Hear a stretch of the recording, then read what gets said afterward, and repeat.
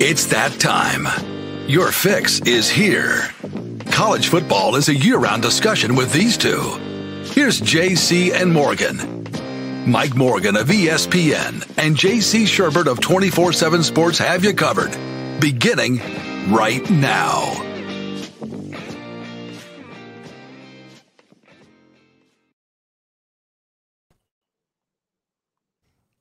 And it is a good Monday morning to everybody out there. Excuse me, everybody.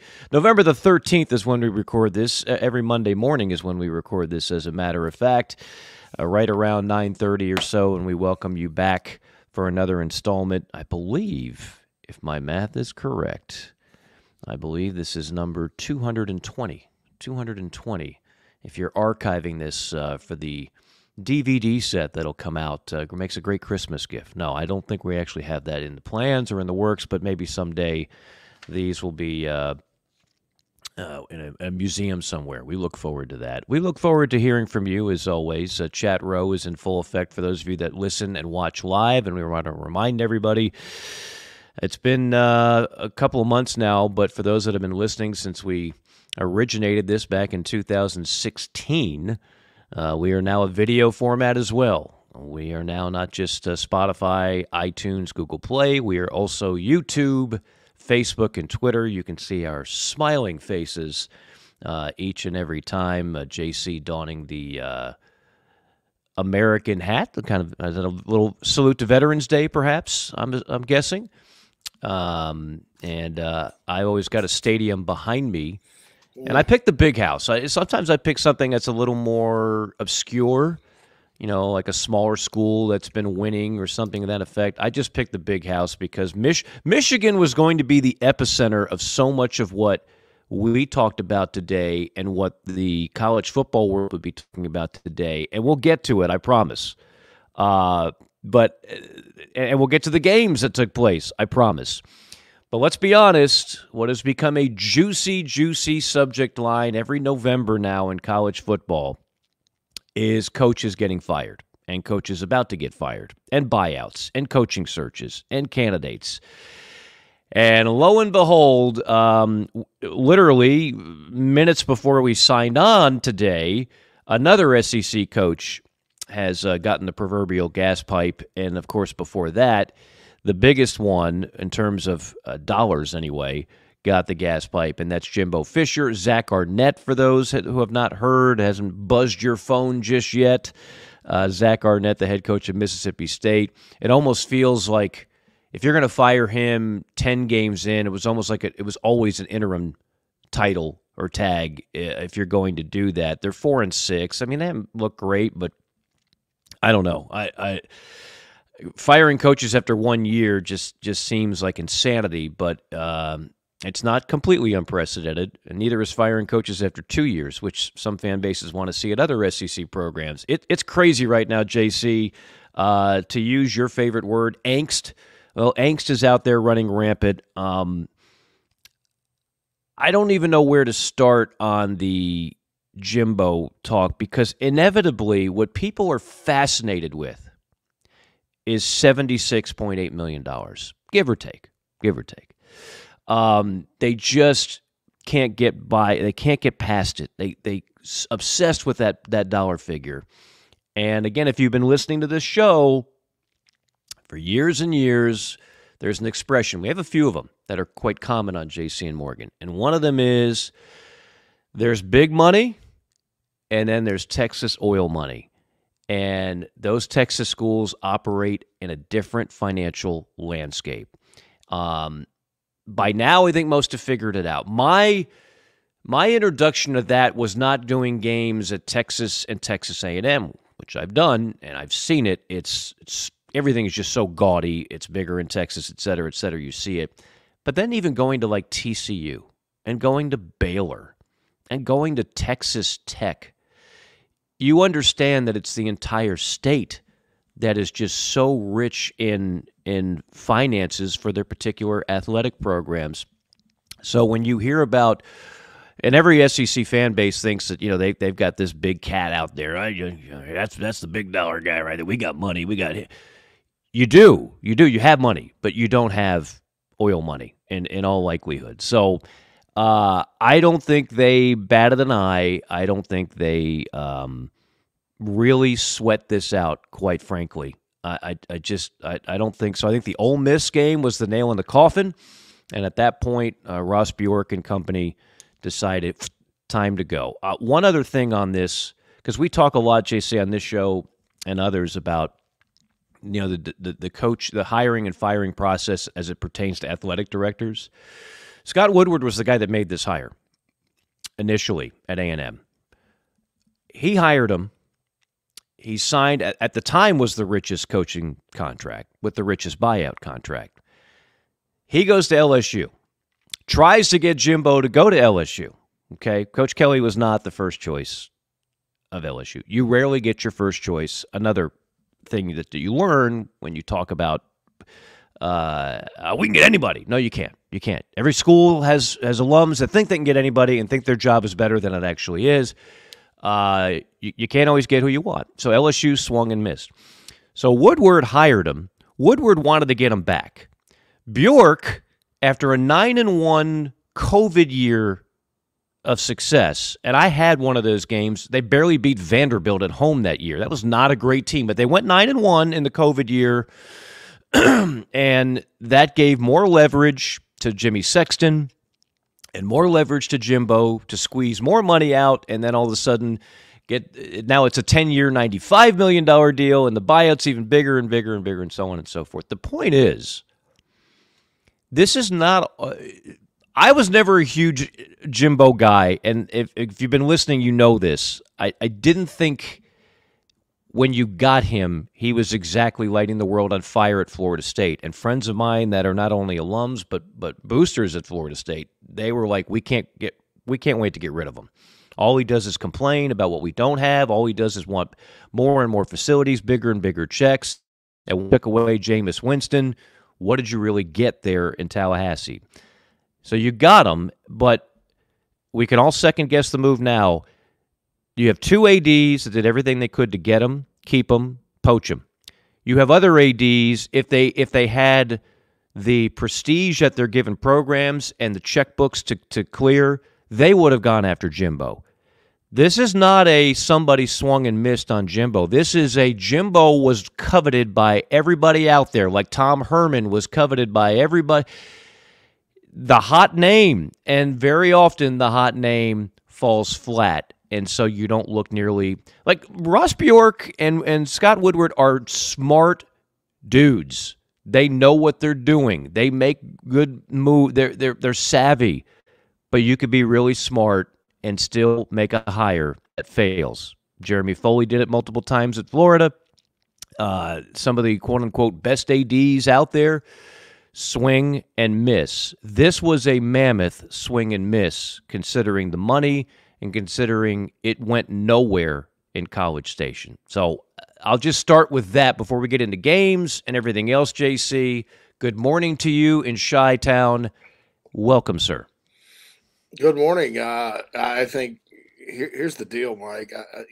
People can say Ross Bjork was being proactive and credit him. And I like Ross Bjork. I think he's a heck of an AD as ADs go. But as we've talked about many times of the whole process, that's sometimes the most overrated with various fan bases. I don't think that's how this went down. I know there was a Board of Trustees meeting on Thursday. I think sometime around Tuesday, there's a diner out in the middle of Texas somewhere on a dusty road. And all of a sudden, a Cadillac pulls up, and it's Big John. Big John. Another Cadillac pulls up, and it's Big Dan. Another Cadillac pulls up, and it's Carlos Ramirez. And another big Cadillac pulls up, and it's Old Pete. And they all went in there, and Big John said, "All right, boys, he ain't done no better than Sumlin.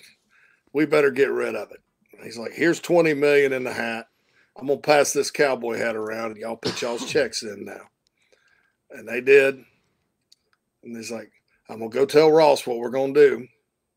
All right, I'll be in College Station Bryan tonight if y'all need me. All right. Hey, y'all try the brisket here. It's good. Be sure to tip her." And he got back in the car and he drove to College Station and he said, "All right, Ross, here's what we're going to do." I'm surprised there was a 4-hour discussion about it with the board of trustees because those people are probably like, "Oh, well, wait a minute, how much are we spending? What? Okay, I got the checks right here. So here's $80 million. And when we go to hire a new coach, Big John, he's going to sell off an oil rig and give us the rest. We're going to go hire the greatest coach of all time." And that's how it works in those Texas schools. Believe me, there were some people that worked at South Carolina that worked out there, and the AD is not making any decisions. I mean, none. I mean, you could ask some people that have worked at other places, and that's fine. That's how the Aggies rock and roll. Well, here's it, and I think you're right, but here, believe it or not, there were some people that said keep Jimbo, like Big Dan and Big Tex might have been met by Big Rex, who went in with an even bigger. He had a 12-gallon hat instead of a 10-gallon hat. And he might have said, "Look, we're playing Texas next year, and we got a great recruiting class coming in, another top 10 recruiting class like we have 5 out of the 6 years that Jimbo's been here. And I just think it'd be disruptive to rock the apple cart right now. So I say we keep him. And I got oil money too." So at that point, if you've got kind of a hoedown, is that what it's called? A hoedown? That might be a different Probably thing. A hoedown. A hoedown? Face off, like the Alamo. Yeah. What was the Alamo called? I don't know.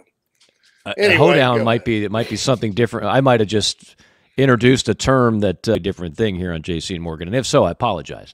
But let's just call it a hoedown for the sake of calling it something. And if this side of the 10-gallon hats is get rid of them, and in this side of the 10-gallon hat says, "Look, what do we accomplish by getting rid of them? We don't have somebody we know we can get right now, and we don't want to rock the apple cart. We got a big game against Texas next year, and we're going to lose recruits. Then does the AD have the tie-breaking vote? Like, that's what I wonder, because rarely are these things unanimous. Like, you can't. Jimbo it's not falling apart. They're just doing essentially the same thing they always do in College Station, right? I mean, this is what they do. This is what they've done for decades. They're good, not great. Good, not great. And if you take away Johnny Manziel, Kevin Sumlin, I think that analogy is a little skewed. Say what you want about Johnny Manziel post A&M, which was a train wreck. He was one of the greatest college football quarterbacks that we saw during a 2-year period. He won a Heisman. He was incredible. Look at the numbers. They're staggering. Outside of that. And so Jimbo never had a Johnny Manziel, right? I mean, Kellen Mond was a nice college quarterback for 4 years. He wasn't Johnny Manziel. So, in other words, I can't sit here and tell you that he did worse than Kevin Sumlin or even the same. The Kevin Sumlin hire was a bit of a reach. The Jimbo Fisher hire was, everybody wanted Jimbo Fisher. He had a proven track record as a coordinator. He won a national championship at Florida State as a head coach. I can't sit here and tell you that was a terrible hire. I can just tell you it didn't work. Oh, yeah. I mean, a lot of people would hire Jimbo Fisher. Auburn, LSU. His name always came up. Things had kind of gone south at Florida State, but still it took a record-setting contract to pry him out of that job. Mm-hmm. He may have gotten ahead of the posse there. Who knows? But, I think there's other reasons. I mean, you kind of look at Jimbo's quarterbacks since he's had Winston, to be honest, both at FSU and at A&M. There's some sort of disconnect. And it's not been like necessarily talent, because Weigman's a 5-star guy and Haynes King, he's done fine at Georgia Tech since he left. The kid they put in the other night was pretty good. I was surprised Petrino didn't maximize that offense this year, to be honest with you. And I don't know, maybe there was some back and forth because it looked an awful lot like what Jimbo's always done. And it was clunky, and it wasn't, to have the talent they do, it wasn't that good. I had questions about this because at a Texas school, you're still recruiting the state of Texas. I mean, A&M went a lot more national at different positions than they normally do, but you're still recruiting Texas kids. Every dang one of them, almost without exception, Mike, is a spread the field, chunk it all over the yard, 7-on-7 style offense that they come out of. Even Mac Brown, struggled with that, trying to get more modern, and he did run a spread. That's why Baylor was so good for a while. That's why Texas Tech could score on anybody with Coach Kingsbury and Mike Leach, and that's why Mike Gundy scores a bunch of points. I mean, that's just how that whole league is. It's because it has its roots in the high school talent in the state of Texas, and you have to recruit that state because, God, there's so many good players. And so I had a question like, okay, so you're going to put in a pro-style offense out here that's complex, that relies a lot on reads and, play action, and it's just not as exciting as other schools, in your little footprint there. And it wasn't that he couldn't attract talent. It's just that once the talent got plugged into that system, it was very mediocre. I mean, they always seem to hang in the balance too. I mean, even against teams that weren't that good. It's kind of ironic that they lined up and beat Mississippi State's ass to a pulp the other night. I mean, that was impressive. And then they fire him. But like we talked about, it's been done. So I had some questions about offensive system. And I think if you look back on the Jimbo era, that's probably what did him in, because they simply did not score enough points. They didn't have many explosive plays as a team with that kind of talent. They always played pretty good defense, I thought, for the most part. But, you go 5-7, and then, look, this year, I think they got New Mexico State this weekend. Is it New Mexico State? By the way, if it's New Mexico State, don't count the Aggies. Don't those Aggies out. Maybe it's Florida International. I think it is FIU. Maybe it's one of those two. But go beat them. You're 7-4. Going to LSU. This team hadn't won. It's Abilene Christian. Oh, Abilene Christian. Well, they score points. We're talking about A&M. Yeah, they won they score points and run a fantastic offense. Who knows? Yeah. But and then they go to LSU. The chances of winning at LSU, because they've been terrible on the road, are slim, especially after what happened last year. So you're looking at 7-5 at best. And the expectation after all the money they put into the program has to be higher than that. But, I don't know that he did any worse than the historical average since R.C. Slocum at that program. And they've made some big-time hires. Dennis Franchione taking in for Bama was huge. That was big.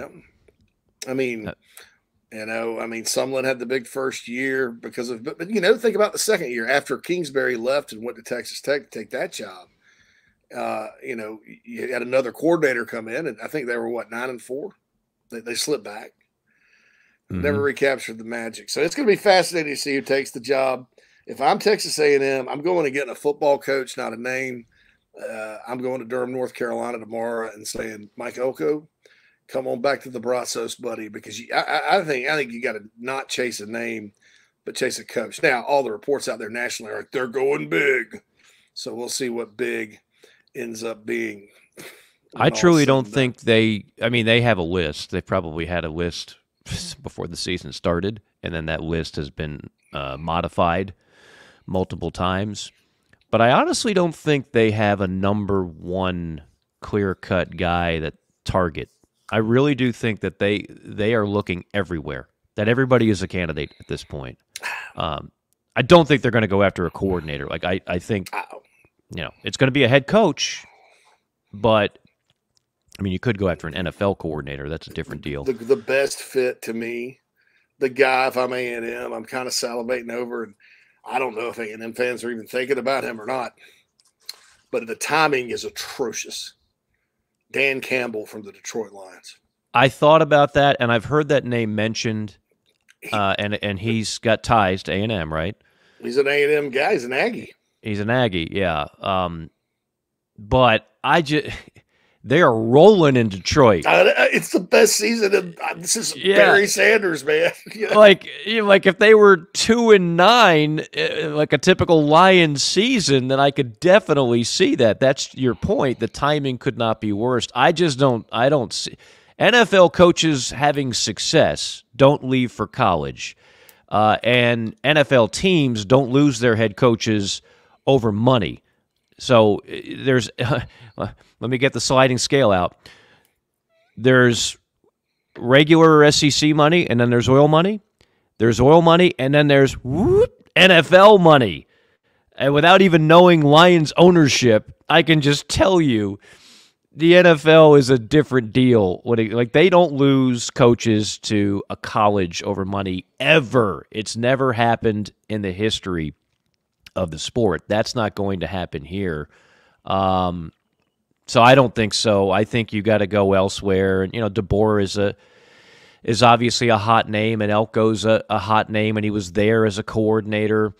Traditionally, what I've always looked for when schools have a pattern of not succeeding under a certain DNA, i.e. offensive-minded coaches, well, then you flip the script and you do a 180 and you get a defensive guy. Well, that would be Mike Elko, right? I mean, that's your change of flow and philosophy. But the thing is, like I just had yesterday, I called Ravens-Browns. Hell of a game, by the way. And a number of former college, it was like a damn college All-American team. You got Jadeveon Clowney sacking Deshaun Watson. You've got Myles Garrett, Texas A&M, who's might be the best defensive lineman. It might be the defensive MVP. You had multiple Texas A&M. I'm going through my two deep, and you have multiple Aggies on the defensive side. Devin A-Chain, he's hurt right now. He played for Jimbo and, quite frankly, was underutilized. He goes to Miami. Before he got hurt, he's ripping off 150 a game. Nobody can stop that kid. Why was he not more of a factor in College Station? If he can dominate the NFL, how could he not dominate college football? Anais Smith is going to be a pro from that side of the ball. Their problem has not been talent. 5 of the years Jimbo's been there, top 10 classes, they've had dudes. So, and they've had great defensive players, high draft picks, and they got them all over the defensive line this year. So I think that's where the disconnect, where the people are like, okay, yeah, we've got to go another direction, because buying players, and that's the landscape we're in right now, everybody does it. That's not the problem for A&M, but they're not getting the ROI that you need to on that. And so there's the change. But I honestly don't know what direction I have a weird feeling that this thing is going to bounce around. And when does the portal start, JC? December 6th? Is that the big open period? Day after the championship games. Okay, so so 4th, 5th, 6th, somewhere in there. That's why you want to make this higher. You don't want to drag it, because if you wait after that, you're going to lose guys. You're not going to gain as many as you would. Right. That's what Dan Campbell will never happen. I mean, because you're going to lose half your roster these days. Right. With the uncertainty uncertainty kills recruiting classes, and these days with the portal, uncertainty kills rosters. I don't know, man. If I'm A&M, I'm looking at who is the best coach. I'm not worried about recruiting rankings. I'm not worried about is he a proven recruiter. I'm not worried about A&M. Sort of recruits itself, Mike. And if you're sitting on a bunch of NIL money like they are, and you've got fantastic facilities, the stadium there, since they rebuilt half of it, probably the nicest stadium in college football, as far as just a nice place to go watch a game. And that's from what I hear. Not I haven't ever been to a game. No, there. It's awesome. I can tell you. I haven't been to College Station since they rebuilt it. I used to go out in the summer for the Texas 7-on-7. I don't even want to think about that right now, because it's the hottest I think I've ever been. But and not in a good way. I'm talking about sweating. Brisket and that unsweet tea hit pretty good after that day. But but they got such a great fan base, and it's got so much potential that they've just never done it. Well, they never. R.C. Slocum is the last coach to have a really good run there. Yeah, and even that run was, I mean, yeah. What are we talking? Like they want to play for? Yeah. They won the Southwest Conference a couple of times. Right. Jackie Sherrill won there, but it's just. But I mean, they haven't been a national championship contender in our lifetime. That's before World War II.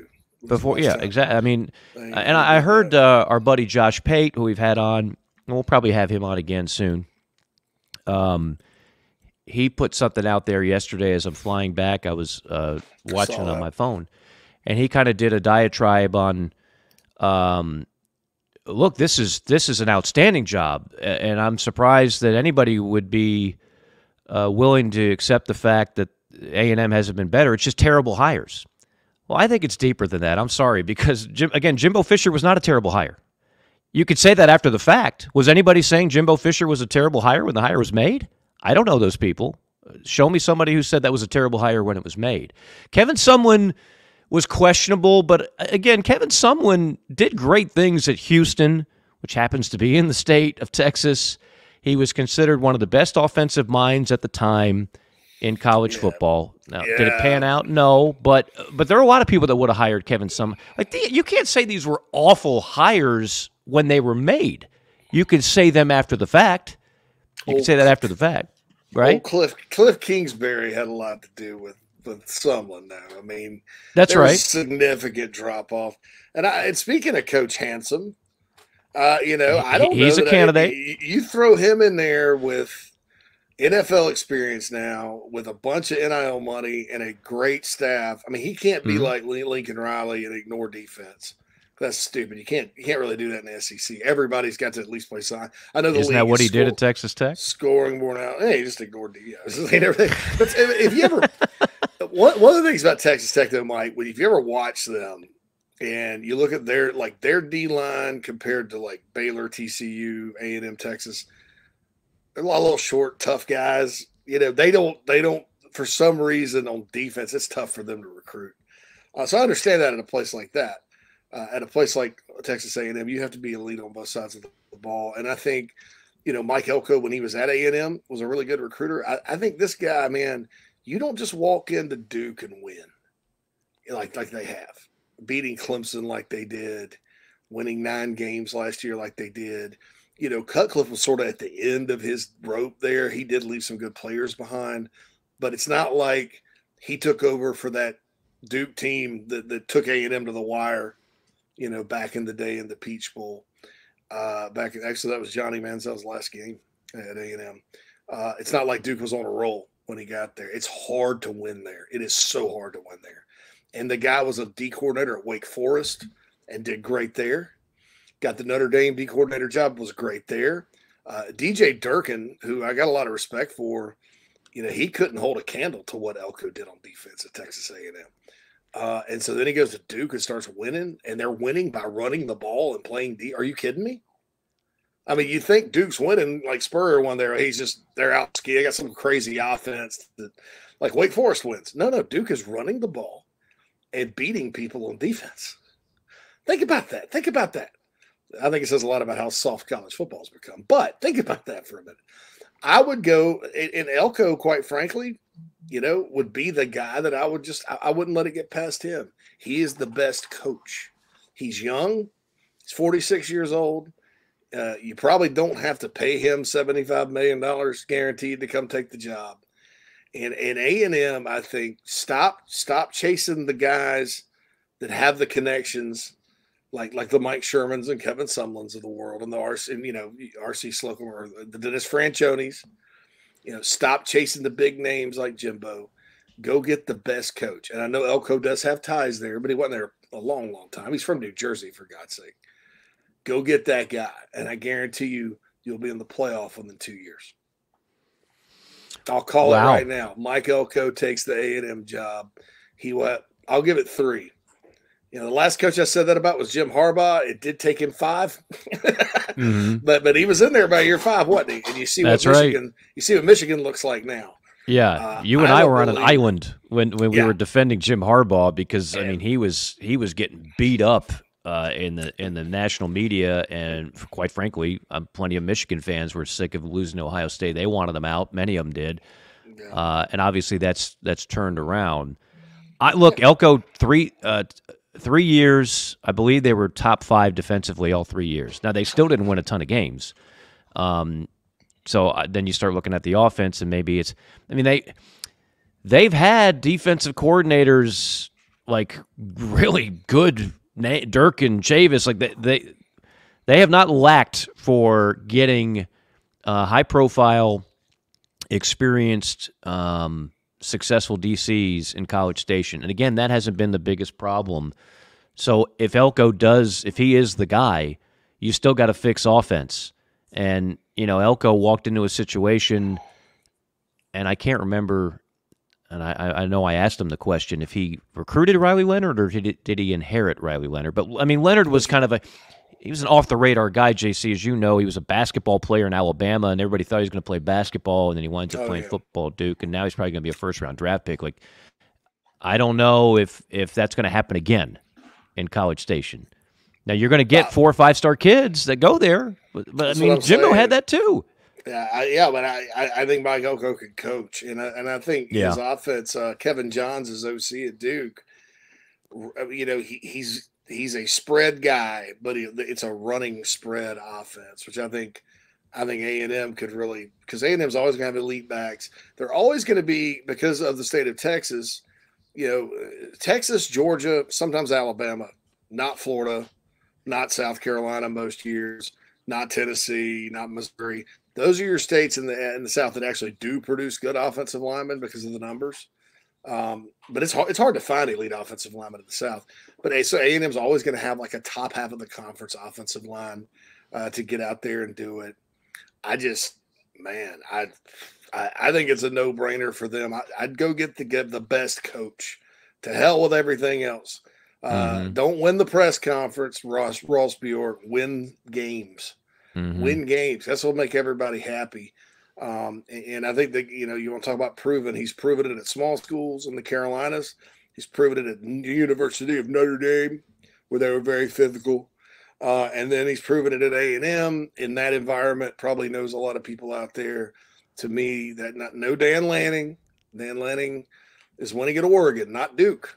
And the last coach that won at Duke that took an SEC job did pretty damn well last time I checked. They're not getting Dan Lanning. Mississippi State is? No. I thought we were still on A&M. I'm sorry. No, I'm kidding. I was like, do you think Mississippi State? Well, Mississippi State ain't getting them either, but A&M is not getting. I just don't see, unless Dan Lanning just is unhappy at Oregon for some reason. But again, you got Phil Knight money. They're about to go in the Big Ten. They're going to have every bell and whistle that he wants. He's going to get. Seems to be off to a pretty good. Why would he leave that situation for A&M? I'd stay there for a long, long time. Absolutely. Very few jobs would I leave. Absolutely. Oregon for, You know where he's from? He's from Missouri. Dan Lanning's from Missouri. Like home I did state. not know that. I did not know that. It's Missouri, Kansas, someplace like that. Okay. I'd be curious to see. I don't know if he grew up a Mizzou fan or not. What if Eli Drinkwitz goes someplace and Mizzou with SEC money breaks the bank, brings Lanning to Mizzou? Yeah. Nah, that'll never happen. I don't want to. That's for summer speculation. Mike. That's a whole other story. Well, Elko, 46 years old, makes $3.5 million at Duke. Obviously, that would be more than doubled at A&M. So, I mean, financially speaking, they're going to give him, if he is the guy, they would give him an offer he couldn't refuse. But we'll see. I think it's fascinating. If that's him, Dan Campbell, if the timing didn't suck, that would be the guy if I were an Aggie. I don't want. But other than that, I think, hey, look, they're talking about Lance Leopold. The names on the list are guys that can coach. And so if those indeed are the guys, they're not. What's the Don't Go Chasing Waterfalls band from the 90s, the group? What were they called? Don't go chasing waterfalls. Yeah, where they stick to the lakes and the rivers that you're used to, JC. Yeah, who did that? I think we can all. That was not In Vogue. TLC. TLC, yeah. Left Eye, who burned down Andre Rison's house. Remember that? Oh, yeah. Andre Rison, the former Spartan and star receiver for the Falcons, was dating Left Eye of TLC, and the relationship went sideways, as sometimes they do. And then Left Eye decided, you know what? I'm not just going to, write a crazy letter. I'm not going to stalk you. I'm not going to do the other things that crazy exes do. I'm just going to burn your house down. And that's what she did. So don't go chasing those waterfalls. It's like an Eminem song. Or Left Eye. Yeah, it is like an Eminem song. That is one rabbit hole I did not think we were going to go down this morning, but I'm glad that we did. It's my advice to the Aggies. Don't go chasing those waterfalls. Go get you a ball coach. You're too good. You're too good. You got too much going for you.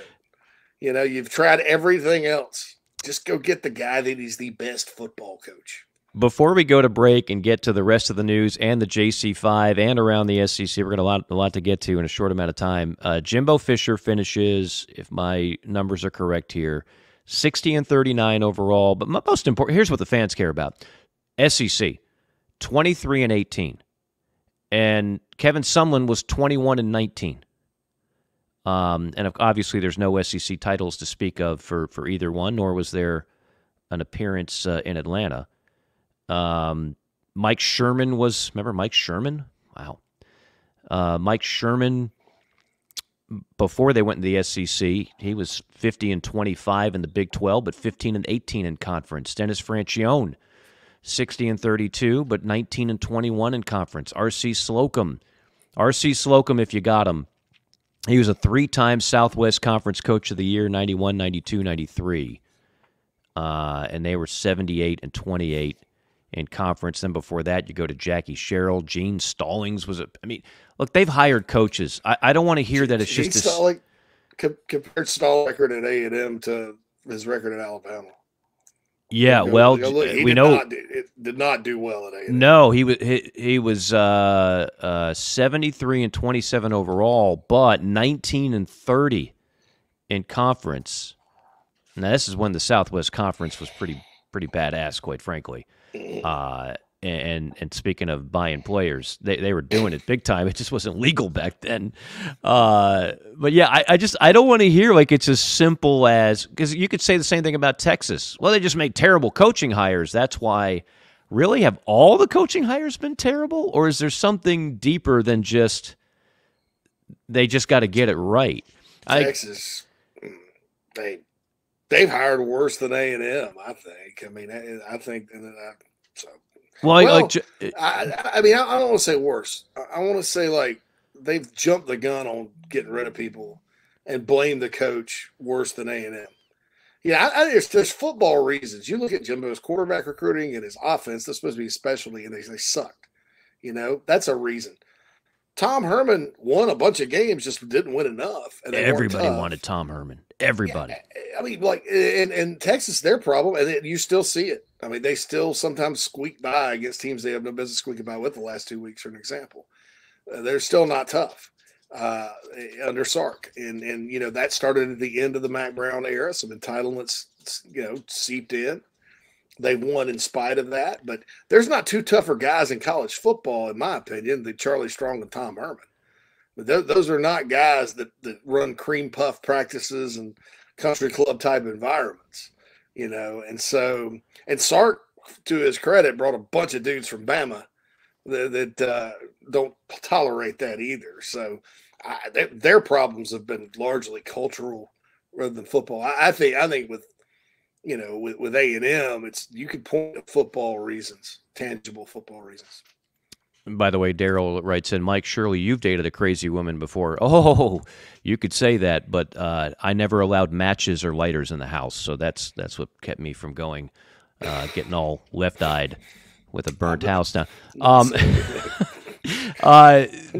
other thing, quickly before we go to break, and we'll get Josh on. I'd love to. He's a great debater, and he always brings up good points. Just because I disagree with something doesn't mean I don't value the point. Like he was saying, well, if Kirby Smart took the job at A&M, I guarantee you they'd be winning championships.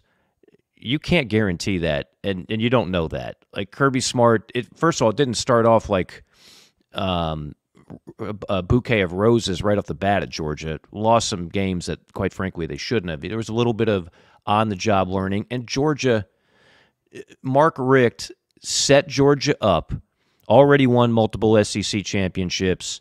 Like, that wasn't far in the rear view. You didn't have to go get black and white 8mm film to see the last time Georgia was really good. Somebody was going to get that job and take it to the next level, and Kirby knows the terrain there as well as anybody. He played there not long ago. I don't know if you took Kirby Smart and gave him the A&M job, that they just start winning national titles in College Station. I can't go with them on that. Again, I think it's something a little bit deeper than just that. If you put Kirby there now, yeah, I would agree. In 2016, when Kirby took the Georgia job, no. How about no? How about no, Mike? No. Yeah. Well, I mean, first off, like, theoretically, if A&M said, we'll double Kirby's money, and I don't care what Georgia can give him, we're going to take him. Like, you're not going to convince me that Kirby would go in there and win back-to-back national championships and play for a third. No. Sometimes programs are where they are, not just because of bad hires, but that's just where their station is. And it's weird because A&M should on paper should not on be. Paper. It's crazy. Hey, look, on paper, A&M, Texas, the Florida schools. Now Florida State's having a resurgence this year, but they should all be top 10 type programs more often than not in playing for national championships. But that hasn't been the case. Southern Cal should be playing for national championships, but that hasn't been the case. Before Harbaugh, Michigan should be playing for that. But so it's not just as simple as, well, you hire the right coach and then everything, you just start dominating. I don't think that's the case at A&M. And whoever this hire is, you think all of a sudden they're just going to supplant Alabama and LSU and Auburn when they get things going with Hugh Freeze, who now is qualified for a bowl game? I don't necessarily convinced of that. I'm not even sure they surpass Texas, whoever this hire is. Like, it's still going to be a difficult. You're going to pay this buyout, and you're going to make a change, but it doesn't mean everything's just going to be hunky dory with the next hire. I think a number of programs have learned that the hard way. I'm not saying I disagree with the firing. It clearly wasn't working, but I don't know if Elko is going to be the solution to every problem. I don't know. But it wouldn't surprise me if we're having this conversation 5 years from now, and we're talking about an A&M team that's like 7-4, and we're still talking about Alabama and Georgia. That wouldn't shock me if that were the case. All right, we've got to take a break. We'll come back. JC5 on the other side. It's JC and Morgan.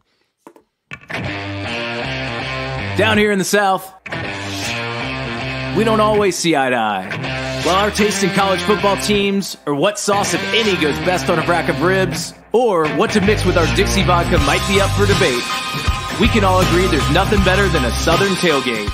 And like our favorite college teams, our ingredients come from small towns and big cities. They're grown in Southern soil, are crafted by Southern hands, and proudly represent the South in our backyard and beyond. So raise a glass of Dixie Southern Vodka to celebrate being made in America and raised in the South. Hey, folks, want to tell you about our friends at Titan Construction Group really quick. They're a mid-Atlantic-based general contractor, specializes in retail, restaurant, and office construction. TCG strives to separate itself from other general contractors by adding value every step of the process.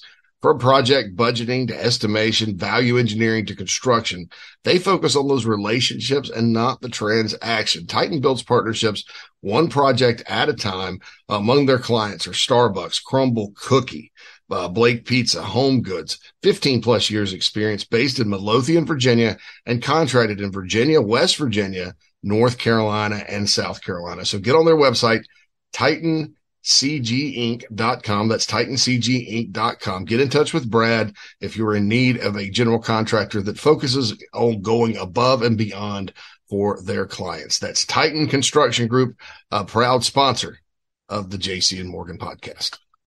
South Carolinians, this message is for you, as well as for people in Georgia, Florida, and Tennessee.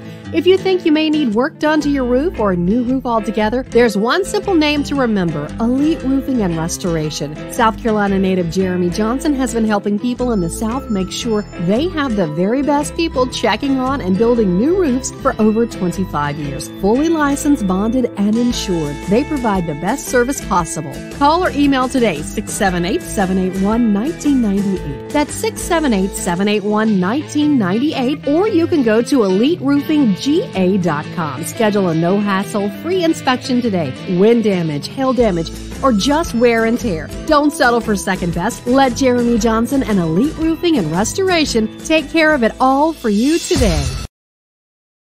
It's time for the top topics in the sport. We bring the JC5. Number one. Number one. All right, Mike. So here is the JC5. College coaches' salaries, just looking at it. And by the way, San Diego State's coming open after this season. So maybe Zach Arnett goes back to the coach the Aztecs. Who knows? Brady Hoke announces his retirement. But these salaries, man, look, I have no problem with people getting paid. I feel bad for assistant coaches in a lot of ways. I don't think I'm going to feel bad for them too much longer because their salaries are getting pretty astronomical as well. Is this just – I mean, what are your thoughts on this? I don't know. Seeing somebody get this much money for and a lot of these guys getting a lot of money for demonstrably sucking at their jobs. And then the sometimes CEOs get tossed out and they get these golden parachutes or whatever. Most of those guys have worked their way all the way up. These guys making generational wealth for being bad at coaching. Yeah, I don't know. Is it good for the sport? I know there's nothing we can do about it because somebody's going to be willing to pay, and it's a market economy. We're a capitalist society. But, is this really good to have this type of money floating around and for schools to pay this much money for mediocrity? Well, I don't think it's good or bad. I just think it's the market. And the market for coaches in everything is up. And not coincidentally, the market for TV rights is up in everything. So we are embarking on an era where every SEC and Big Ten program will get over $100 million just in media revenue. That's before a single ticket is sold. That's before a single 12th man donation is given. $100+ million. So, if you've been around these facilities as I have, and you go in the bowels of the stadium and you see the weight room and the academic centers and the practice facilities, and you're running out of toys. So initially all that money was going to upgrade facilities. It was an arms race. Well, they have this shiny weight room. Well, we got to have it. And they have a great indoor facility. Well, we have to have one. Everybody's already built that, right? So you now where do you spend that extra cash, which continues to multiply? It's going to coaches, and it's trickling down to players. So I don't have a problem with it. God bless. If you read up on the Sexton character, who represents 10 out of the 14 head coaches and a number of the assistant coaches, and who knows, maybe he represents some ADs out there. He's kind of a fascinating story. How he became, the Rockefeller of college football representation. It kind of makes me say, damn it, why didn't I think of something like that? I once had an agent tell me he used to represent players, and of course he'd get that phone call at 3 a.m, and old Johnny was at the club too late, and now he's behind bars, and he needs to get bailed out, and how do we suppress this from the media? You don't get that very often with coaches not named Bobby Petrino, who's also going to be looking for work, or Mel Tucker, who we're not sure how he got the work that he got for $9.5 million at Michigan State. That would be, if you wanted to make a point to your question there, you would Mel Tucker would be like on the poster board. Hey, look at me, $9.5 million. How I did it, I have no idea. But I don't have a problem. I mean, look, I always say it's not my money. I don't think it damages the sport at all.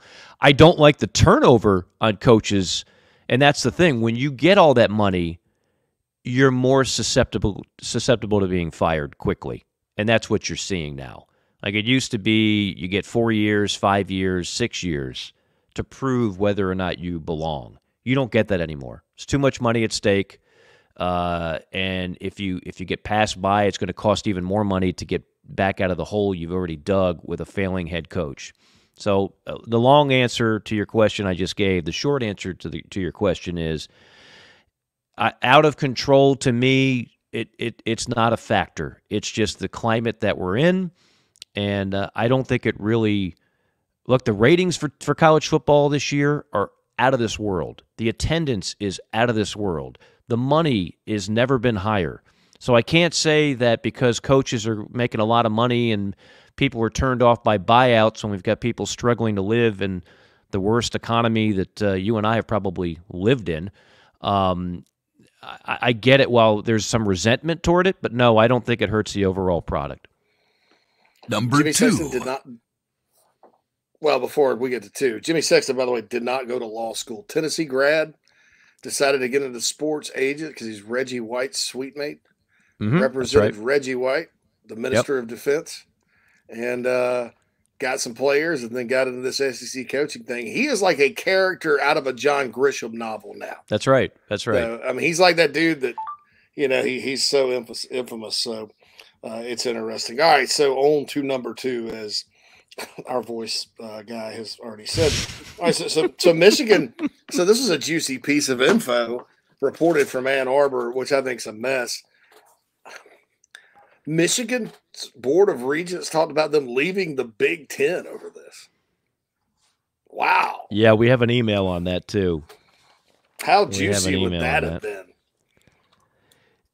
This is from, just to back up your question here, from Independent Justin, great Michigan fan located here in Atlanta, loves the show and is one of our astute listeners. He says, in light of the Big Ten's Friday afternoon antics, there's much discussion in Ann Arbor of irreparable harm being done to the relationship between Michigan and the conference. If Michigan were to leave the conference at some point, what do you think would be the best option in new college football landscape? Independent, ACC, SEC? Well, I don't think they'd go to the SEC. It's just kind of an outpost deal. I think actually the ACC would probably benefit because I think that with Notre Dame, maybe their package deal with Notre Dame. Maybe they join the Big 12. That'd be kind of weird. They're also one of the few programs that could go independent and not struggle. I think, that would be the only, like, if they were so pissed off and they just wanted to go scorched earth to prove a point, they go into the SEC is not opening its doors to Michigan, I don't believe. And then the pay and the cut and pay to go to the ACC or the Big 12, again, there's only 2 conferences that are about to make the kind of money I just laid out, the $100 million plus. No one else is even close. It truly is the AFC, NFC financially. Now, as we've learned, whether it's A&M or whether it's all these Big Ten schools making all that money but that still play mediocre football in that conference, of course, I'm not talking about Michigan, Ohio State. You can't just buy your way into being great. But Michigan is a blue blood having great success, and they don't want to just give up like $30 million a year because they're salty over this. I don't think they're going anywhere. Okay, I think this is JC. I think this is natural residue from they feel like they're getting jobbed. This is a very sensitive subject that, again, we could do a whole show on. I think eventually this blows. I said all along, in fact, I think I might have responded to Justin a while back, that I thought there'd be a Harbaugh suspension, but no victories vacated and no exclusion from this year's college football playoff. And that's exactly what has happened. And it sucks. You don't want that, but it could be a lot worse. And after that suspension's over, everything will be glorious in Ann Arbor again. And he'll be in Lake Forest, Illinois, coaching the Bears. You think so? You think? I mean, if it's not that serious and Michigan doesn't have to vacate and they go and win it all, which Mike, I don't know that they won't. I mean, they could. Dude, how they didn't throw a pass in the second half. The entire second half with a Heisman Trophy candidate quarterback and J.J. McCarthy. Testicular fortitude do you have to go into Penn State with that defense and just say, all right, we're better than you. We're going to line up and run it right all up, just the whole time. Yeah. That was awesome. So who gives a crap about the signals? I mean, they're just lining up and running it over you. Well, that's what I think that actually is I mean, and kudos to Sharon Moore, by the way, who gave an impassioned speech after the win. But what this does, it's a rallying cry for a program and a team that already has outstanding culture. So I don't want to say that they wouldn't be better off with Jim Harbaugh on the sidelines, but I actually think in some ways this might be they might get some positive out of it. Yeah, and so I don't know. You know, Michigan almost would have to go independent, get with Notre Dame, play in the ACC and other sports like Notre Dame does, agree to pay $5. I mean, they could probably, they're good enough to get the same deal Notre Dame does, maybe a little less. NBC would probably be interested in something like that, but then they piss off Fox and CBS, the other, if they left the Big Ten, because Michigan obviously is a huge brand. But you know, anyway, I didn't think much of that. I just thought it was interesting. Washington is not good enough to win the national championship. Number 3. Neither are Texas and Florida State, in my opinion. And I love what Florida State's done. I love what Texas has done. Just don't know. Just don't think. I think those teams may get in, but I just don't know that they're good enough. Tell me I'm wrong. You're saying Washington, Florida State, and Texas. who? And Texas good are enough not to get good in the playoff, not good enough to win it all. Okay. Of those 3, I mean, there's a lot of people that are convinced Florida State's the number 1 team in the country. I'm not there, but they're damn good. Washington is flawed, but they're damn good. And Texas, we've kind of just lost sight of since they lost to Oklahoma, but that's still a loaded roster that looked more talented in a number of different facets of the game than Alabama when they beat the Tide in Tuscaloosa. They've got that tiebreaker too. I mean, they will get in over a one-loss Bama. Yeah, I mean, I don't even think, like, I know there are people that are paid good money to go on TV and debate that for a half hour. That's not a debate. Like, if they're both one-loss teams, folks, it's Texas over Alabama. Doesn't matter when we can sit here and argue about, well, who's actually better and who would win a rematch and who's playing better football in November. It doesn't matter. The committee there's no precedent for that, and they're not going to break it now. Head-to-head has to mean something. So that's Alabama's not going to leapfrog Texas if they both have one loss. I might push back on that a little, JC. Like, I agree that Georgia, Michigan, Ohio State. I mean, look, I'm not ruling out the possibility Ohio State could upset Michigan, even in the big house, over my shoulder here. They might be the most talented teams playing the best ball, but could one of those other teams you mentioned at least win one game? Well, you're saying win it all, so they have to win 2. Yeah, I don't think they'll win it. Well, unless they match up against each other. Like I just don't see them beating Ohio State, Georgia, Bama, or back to back. Michigan. Yeah, no, I get it. I mean, I'm with you on the odds. I don't think it's impossible. Of those 3, I probably would side with Florida State. I probably would go Florida State. Like if Florida State, if they beat down Louisville in the ACC championship game, they're going to be undefeated. They're going to be 13-0 going into that playoff. They got a veteran quarterback. They've got 2 incredible game breakers at wideout. They've got a playmaking defense. And they got a coach who knows what he's doing. Like, I mean, I think Florida State could pose a threat, but I'm with you. I mean, you've got the right teams in terms of who the favorites should be. I understand that, but I wouldn't say it's completely out of the realm of possibility that like an undefeated FSU could go in there and win it all. I'm not going to bet on it, but maybe. Number 4. All right, I'm going to talk about UNLV again. So Your Friday night, you're running Rebs. Yo, look, the Fighting Odoms. Wyoming comes to town, and everybody's hyping Wyoming, and they win by 20. Does Barry Odom get another job? Or is he one of those guys that needs to stay at that level? Oh, this is going to sound harsh. Look, I've been in the room with Barry Odom when he was at Missouri, and good dude, great defensive mind. I think his personality is not what a lot of programs are going to want at the Power 5 level, at the higher level of the Power 5, right?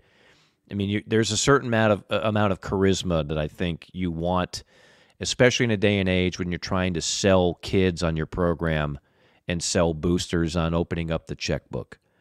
And I don't know if he has that in his bag of tricks. So you can't change your personality at 50. I'll throw a hypothetical at you. Let's say Arkansas struggles to come to terms with some. Let's say it does open, because that's one of the ones that's not officially open yet. But you've been talking about this all year, man. Let's say Arkansas comes out and it gets down to it, and you got your former DC out there winning at a place that is difficult to win. He made really two great hires an offensive coordinator, because he hired Petrino, and Petrino went A&M, of course, and then he hired the go-go offense guy, Brendan Marion from Texas, which, by the way, if Odom left, that's who I'd hire immediately if I were UNLV. But if it gets down to it, I mean, do you look at him, or would you go more like, well, let's bring Kendall Browse back and give him a shot, or something like that? I don't know what to think about the Arkansas job, other than I've heard two names, Dan Mullen and Gus Malzahn. And, Arkansas, I would think Malzahn would jump at it, right? I don't know. They've never been able to bring the Arkansas guy home, though, Mike. Bear Bryant's from Arkansas. Butch Davis from Arkansas. Jimmy Johnson, I think, played at Arkansas. They've never been able to bring that guy home, so that's interesting, too. That is interesting. I don't think Odom is what they're looking for, honestly, at Arkansas. What about Petrino? What about a replay? How about a replay of Bobby? Bring the neck brace, head on over. Probably get on not. your motorcycle, Bobby. Get on the motorcycle. Dude, that's a Bob Seger song. Cranking up your motorcycle, leaving Las Vegas, going back to God's country. There you go. Go to Dixon Street, grab a steak at Doe's, and pull the old George Costanza when he got caught sleeping with the cleaning lady, and he's called into the office to his boss, and he says, "Was that wrong? Should I not have done that? I got to plead ignorance here. Had I had any idea that sort of thing was frowned upon? Because I've been other places where that goes on all the time." No, I don't know where Arkansas goes. If that happens, I really don't know. That's a tough one to me. You know a guy that I don't think I would let it get past, if assuming he would take it? Gary Patterson. That is an interesting name. Yeah. I mean, he's 63. Well, so that's how much does he have left in the tank? I think he's got a lot. I think the guy's. Well, I think you could make the argument he did for a while there. He was doing as good a coaching job with what he had at TCU as anybody in the country. I just think that window is kind of closed. I'm sure they've got some guys in mind in Fayetteville. Maybe we ought to have our old pal Bo Mattingly on to discuss that, but probably we ought to wait till a change happens first. But again, Arkansas looks at itself not quite the way A&M does, but they got a lot of money, a lot of money, because it's not oil money, it's Walmart money, it's Tyson's money, it's J.B. Hunt money.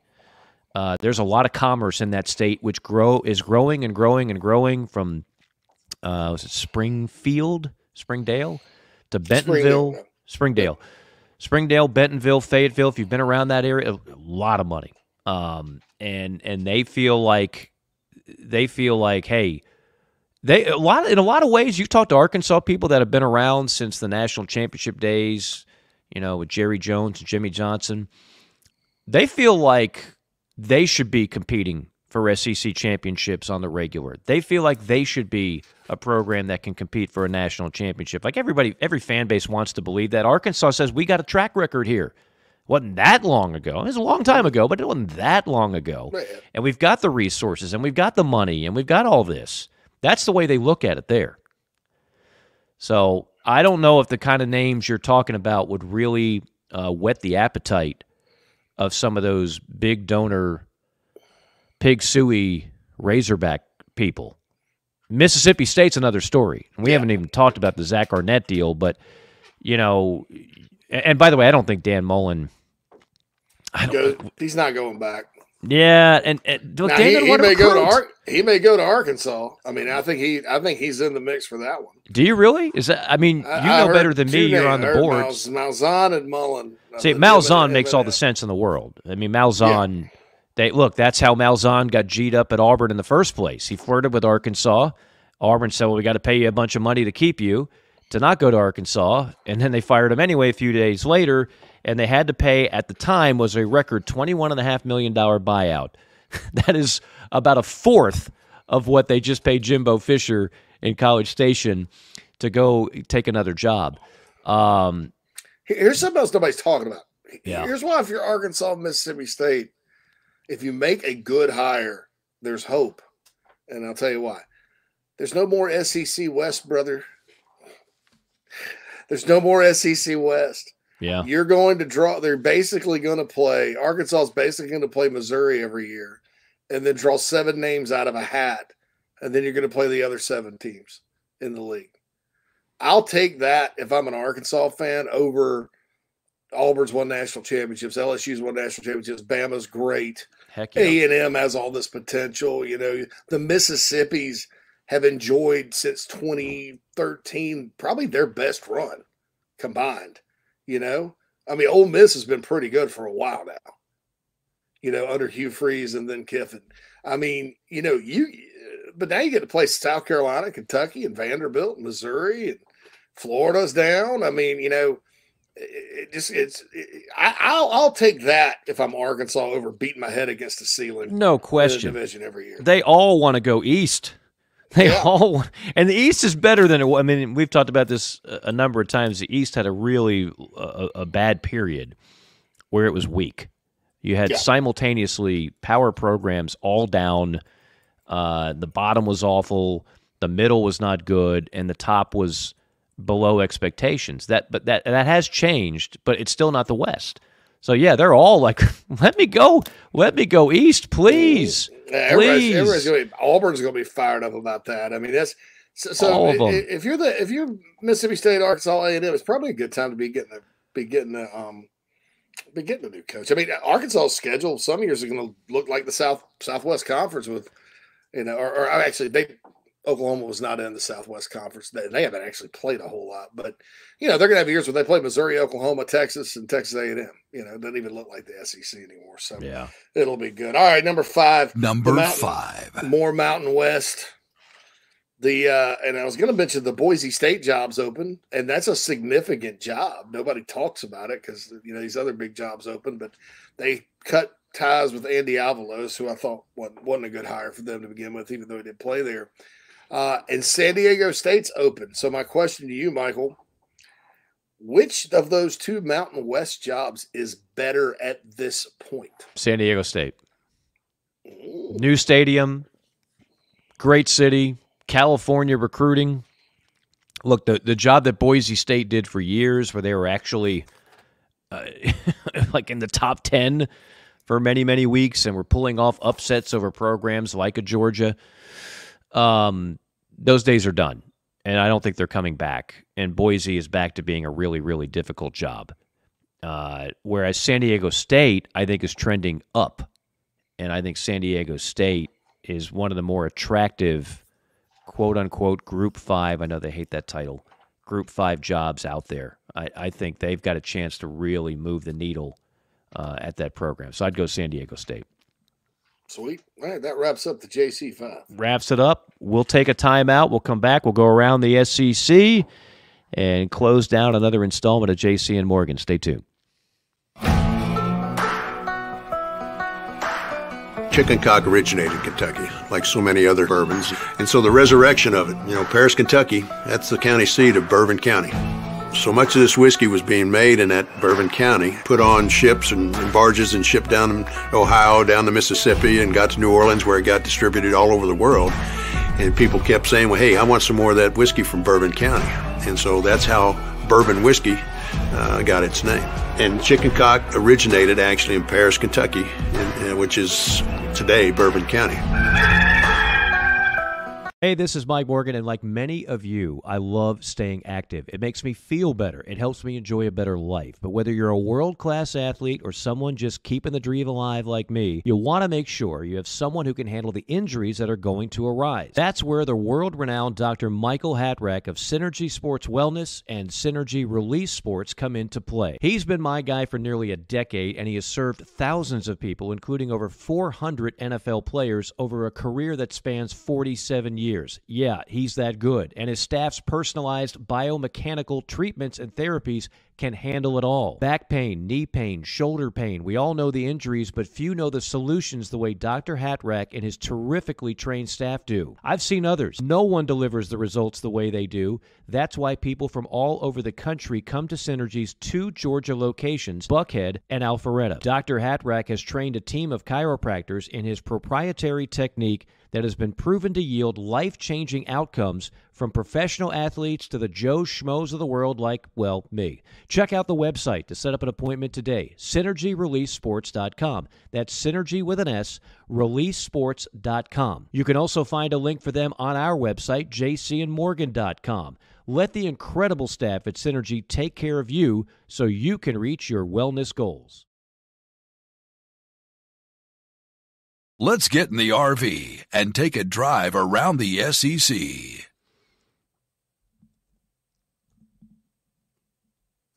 All right. All right, let's do that. I like that. I heard a little bit of like a beginning. I thought that was a tease of music there, but we'll go music-less for the drive around the SEC. Our band is play Holiday Road by oh, I like that. Little Lindsey Buckingham. Yeah, absolutely. You know, I thought that was Kenny Loggins for a long time. Well, because he did every other soundtrack in the 1980s. And their voices sound similar. Yeah, Danger I'm an idiot. Zone. Holiday. No, you're not an idiot. I think that's a good call. Danger Zone, Lindsey Buckingham, Kenny Loggins. The epic Meet Me Halfway from Over the Top with Sly Stallone. Yes. Anyway. That's a dimer for you, right? Over the Top. Oh God, it's one of the greatest movies of all time. See, Over the Top for you is like Roadhouse for me. Yeah, now I've gotten into Roadhouse more since I finally watched it. So. Oh gosh, I mean that's a Ben Franklin. Again, it's the best 2-star movie ever made. Just think about that. Wrap your arms around it. Like, I'm not saying it's a great script or it's not Citizen Kane. It's about a bouncer, an undersized bouncer. I thought you'd be bigger, and it connects with me. I don't know what to tell you. And I've never been in a bar fight in my life, but for some reason it still connects. Let's go around the SEC, shall we? We already hit the top 2 stories, obviously. Jimbo Fisher out at A&M. Zach Arnett out at Mississippi State. Of course, the next one that people are waiting on, the next domino that could potentially fall is in Fayetteville as the Arkansas Razorbacks just continue to struggle. They've got FIU this weekend, so you'd like to think that they can take care of business against the fighting FIUs, who come in 4-6. Arkansas is a 31-point favorite. Arkansas is 3-7 on the year. That game is at 7:30, and you just kind of wonder, will there be some type of news that comes out after it? This is that week, of course, in the SEC that the Joel Klatts and others of the world like to bang on, because there are some FCS / Group 5 matchups. The difference is the SEC does it later in the year, of course, in Week 12, whereas the Big Ten and conferences like it do it earlier very often. But yes, Chattanooga is at Alabama. Yes, UL Monroe is at Ole Miss. Yes, Southern Miss is at Mississippi State. New Mexico State is at Auburn. FIU is at Arkansas. Georgia State is at LSU. Abilene Christian is at A&M. We get it. But there are some good matchups as well, including Georgia-Tennessee, including Florida-Missouri, including Kentucky-South Carolina. Now, a couple things. Tennessee is what I thought they would be at the beginning of the year. Now, they're still a good team, but there's clearly been some regression. I never thought Joe Milton was going to be Hendon Hooker. He hasn't been.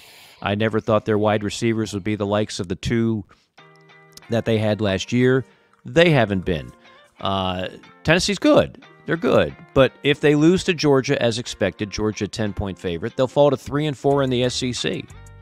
And, I just wonder what the vibe will be in Knoxville with Josh Heupel.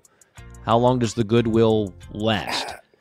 I think 7-6, 11-2, and let's say they win their bowl and go 9-4. It's a pretty good start. I agree. I just know the irrational fan bases out there. We're not talking about rational people. I mean, they scored 7 points against the team they had scored 128 points against the last 2 years. They got worked over. And look, I'll be the first one to admit I was wrong about Missouri. I did not think they're good. They're good on they're good on both sides of the ball. They're good in places we don't expect Missouri to be good, like on the line. So I didn't expect this, and I certainly didn't know that they would have a Division II running back in Schroeder that would be one of the best running backs maybe in college football. You know where he's from, by the way? Someplace in Missouri, St. Louis, something like that. Truman State, Division II. Yeah, I knew he went to Truman State, Division II. Yeah, South Carolina has a Division II transfer running back as well. I know, and Mario Anderson, in fact, two of the best backs in the league. Some of these guys, I mean, but they didn't even. What's funny about Missouri is Drinkles was like, he could walk on. Right. And the kid walked on, and he really came on last year, Mike, and then returned this year. Yeah. It's unbelievable. I can't. He really, like, you watch him run, and I don't know how he does it. I watch him, and he doesn't look that fast. He's kind of short and squatty, but man, oh man, every time he touches the ball, he runs it like it's the last carry of his life. And so he's been one of the best stories in college football this year, quite frankly. And Missouri's been good, but they still, if you're Tennessee, you have to be more competitive in that game. Like you got worked over in Como. That to me is one of those where I'm guessing that didn't sit real well with the Tennessee fan base. And with Georgia coming down. But I think Tennessee's a better team at home than they are on the road. I think they're much more defensive oriented this year than last year and run game oriented. And wouldn't surprise me to see them play Georgia close. But they just ran into a buzzsaw. And, talking to some people that are close to the Missouri staff, they believe they can win out. They could beat Florida this weekend, and they could beat Arkansas and get 10-2 and go to like the Cotton Bowl and sell that in recruiting, which I think is a good deal. I think it's been a good year in Como, and it all came together because, like, look, Brady Cook doesn't play up to his potential and get better. It doesn't happen. The Schrader kid doesn't transfer in. It doesn't happen. If they don't get some kids out of the portal to complement Luther Burden, it doesn't happen. So Eli Drinkwitz did a good job of putting it all together. A coach who was on the hot seat, a quarterback that was booed. They're about to be, if they beat Florida at home, 9-2 overall, 5-2 in the SEC. And it did not start all that great. I mean, no. 61-yard field. That 61-yard field goal was huge because they gave them confidence.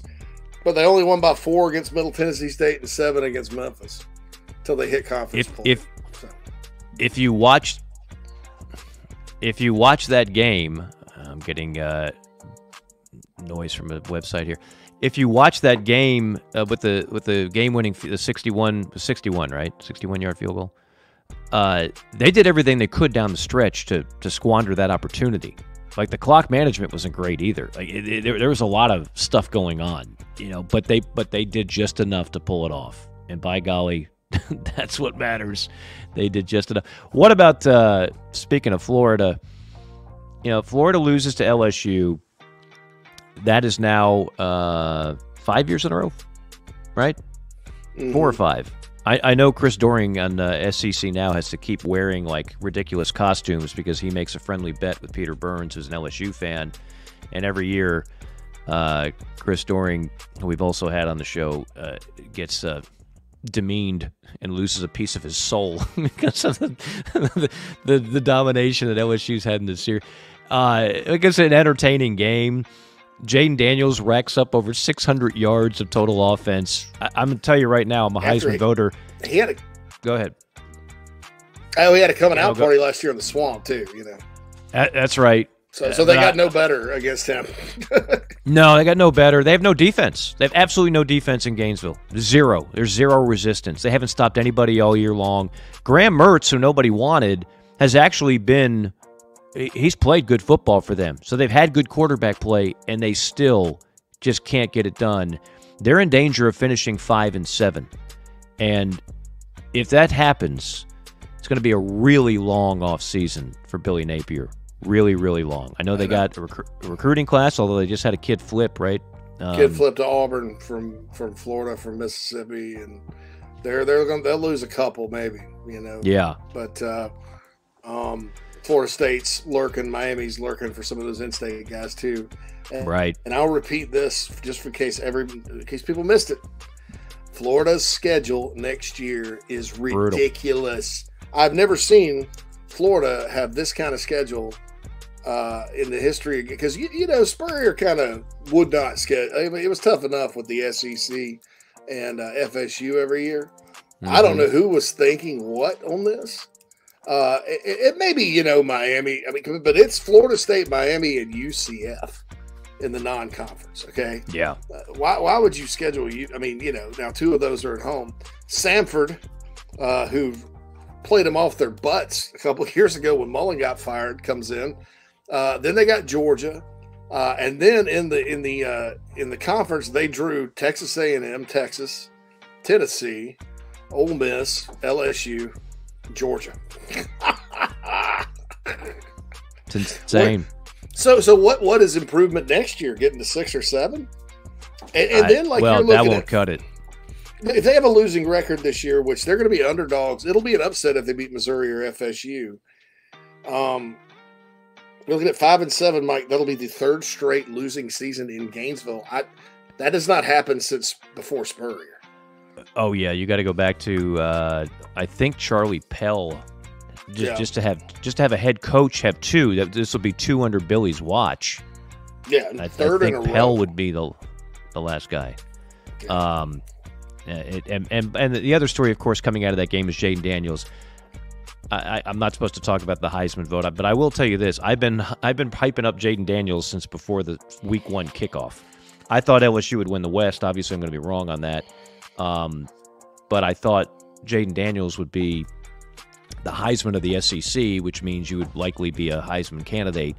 He has been everything as advertised. And remember, Johnny Manziel, the year he won it, they lost 3 games. Lamar Jackson, the year he won it, lost 3-4 games.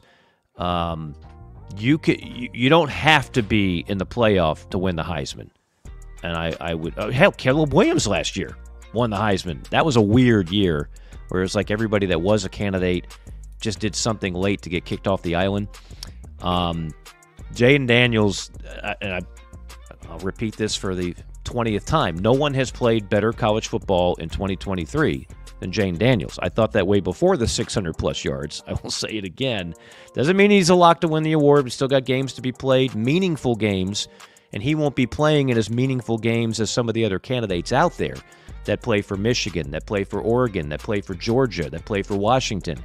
He's not going to have that stage. But, man, you could not ask for better football than what Jaden Daniels has given you in Baton Rouge. He's a special player. And I'm assuming, Spencer Rattler from South Carolina, right? He ended up at South Carolina because he was going home to Arizona State. And then Daniels decided to come back temporarily. And then Herm Edwards got in trouble or whatever. All that NCAA stuff broke out. You play to cheat and lose. What a recruit for Herm Edwards, though, dude. He signed that kid. He signed him, yeah. Hey, Herm's a great salesperson. I don't know if he can coach for the lick, but he can sell you on anything. He was when they signed him, I was like, man, this thing may work out. Because I was scared because I kind of talked a little crap about it, but alas, it did not. And he got fired on the field after losing to Eastern Michigan, which was awesome. But he's back. I saw him on TV the other day. I like him. I've met him a couple of times. Like, he coached Under Armour game when I was working for ESPN. He was always very nice to me. So. I've said this about Herm before, and it's a lesson for all of us in life. You don't have to be really good at something. If you're a very likable and kind person to people, you'll go farther in life. Mm-hmm. I don't think Herm was ever a good coach, and he is what he is on TV. But he's likable. Everybody I've known just said the same thing you just said. Yeah, I met him. He's great. Nice, super nice guy. Great That guy. goes a long way. It goes a long way.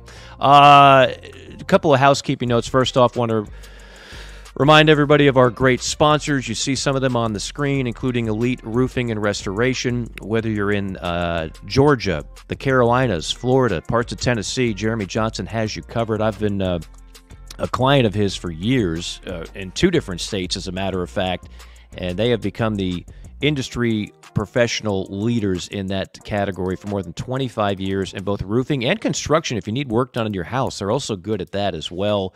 Home repairs. Just schedule a no-hassle free inspection anytime. Give Jeremy Johnson a call. You saw the number on the screen, 678-781-1998. You can also email eliteroofingandrestoration@gmail.com. Check out the website. They do fantastic work, and as always, tell them you heard about it on JC and Morgan. We've already had a few listeners that have been able to take advantage of the great work and pricing that they do at Elite Roofing and Restoration. And for those of you, if you did not catch the Tim Brando interview last week, like so many of the interviews we do on this show, they're not time sensitive. We didn't just talk about, whatever happened in week 11.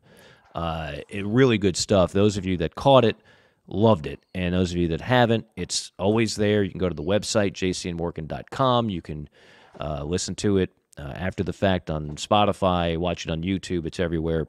Tim always has a great perspective on so many things nationally that'll be relevant whether you listen tomorrow or a week from now. And we'll get back into the guest parade soon. We just have so many things going on. It's hard to get to all that.